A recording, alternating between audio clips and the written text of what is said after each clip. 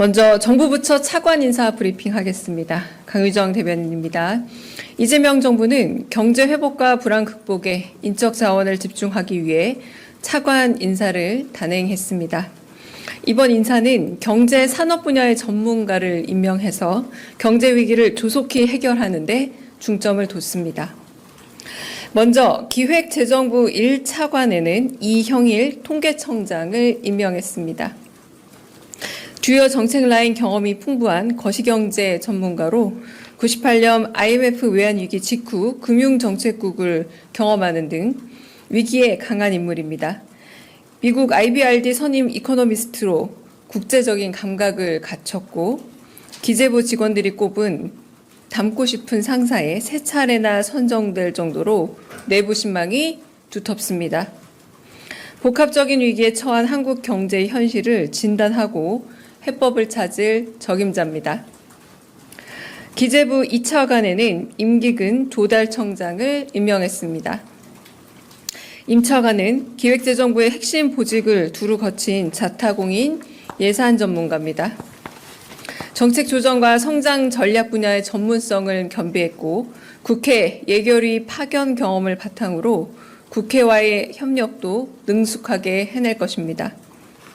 적극 재정으로 위기 극복의 마중물이 되고 성장 전략의 토대를 닦을 예산 정책 전문가로서 앞으로의 활약이 기대됩니다.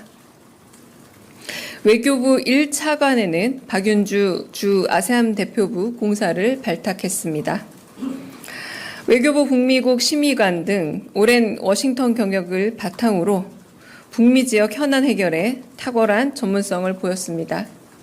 박 차관은 미국 트럼프 2기 최우선 과제인 관세 협상 등에서 국익 중심의 실용 외교를 지켜낼 적임자로 손꼽힙니다. 외교부 2차관에는 김진아 한국외대 교수를 임명했습니다.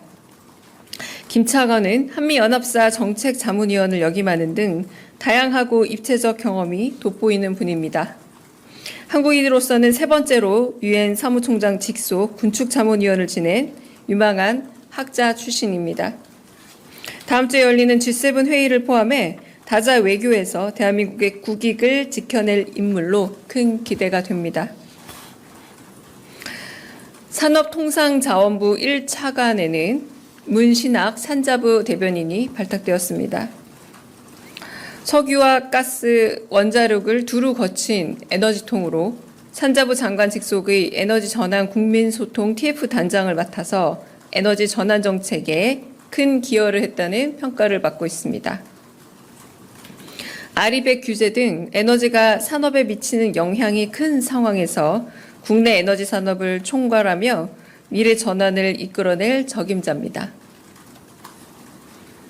끝으로 미국과의 관세 협상을 진두지휘할 통상교섭본부장에는 문재인 정부 시절 한 차례 통상교섭본부장을 지낸 여한구 미국 피터슨 국제경제연구소 선임 연구원이 임명됐습니다.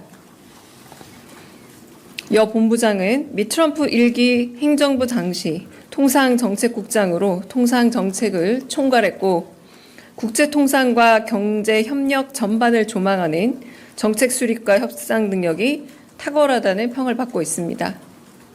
미중 갈등과 관세 협상 등 세계적으로 거세진 통상 무역 갈등 속에서 경제 외교의 중심을 잡을 핵심 인재로 기대를 모으고 있습니다.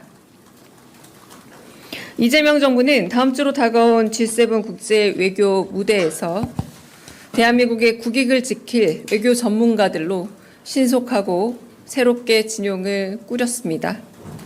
내란으로 인해 망가진 행정부를 신속하게 원상 복구해서 글로벌 보호무역주의를 타개하는 효능감 있는 정부를 만들어 나갈 것을 약속합니다. 이상입니다.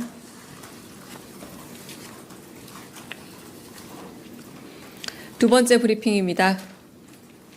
이재명 대통령은 국가 시스템을 정상화하기 위해 오늘 열린 국무회의에서 청와대 복귀 관련 예비비 안건을 상정 의결했습니다. 청와대 복귀 관련 예비비는 총 259억 원으로 용산 이전 관련 예비비인 378억 원의 69%, 119억 원을 줄였습니다. 공정하고 투명한 방식으로 업체를 선정하고 사무실 배치는 소통을 강화할 수 있도록 배치할 예정입니다. 청와대로의 복귀는 업무 시간이 아닌 주말과 휴일을 이용해 순차적으로 실행될 예정입니다. 또한 순조로운 청와대 복귀와 더 나은 관람 환경 조성을 위해 청와대 관람을 조정하여 운영할 예정입니다. 조정된 관람 운영은 6월 10일 화요일 오늘 지금 발표 이후 청와대 재단 누리집과 인스타그램에 게시될 예정입니다. 이상입니다.